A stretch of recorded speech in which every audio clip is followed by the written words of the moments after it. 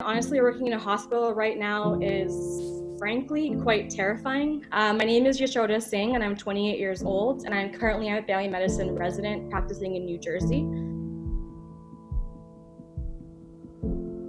There is a lot of subconscious trauma, and I really worry for the mental health of myself and every single individual who was essentially just thrown into this pandemic without any preparation, and we still lack proper gear.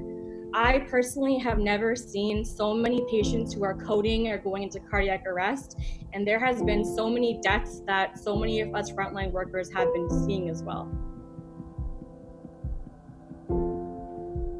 It's extremely unsettling that we have to reuse our protective gear.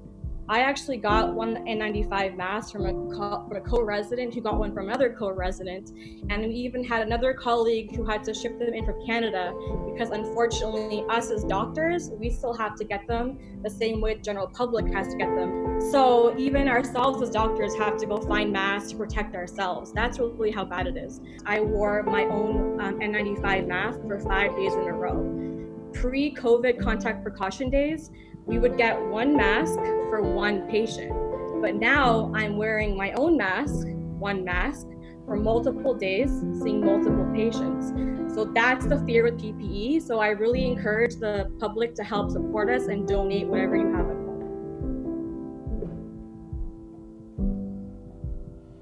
I think the best way that we can continue to treat patients is if our safety is looked after as well and that we can remain healthy. One important thing is that we are getting so many COVID-19 patients, like previously mentioned, we're running out of ventilators, we're running out of critical care beds. And although we can make more space, we can get more beds, we can somehow manage to get more ventilators, hopefully we get more soon.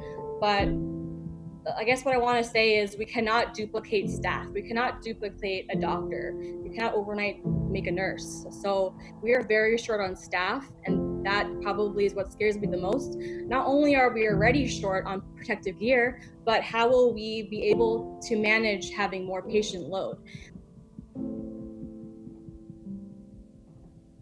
So it's really wonderful seeing all doctors, nurses, frontline workers collaborate with each other worldwide, but government and hospital groups were not prepared for this whatsoever, despite warnings from China, warnings from Italy and Spain, and how hard they got hit by the virus. Again, in the US with private healthcare, it's very difficult to do things that other countries have been doing when our system already started off being broken.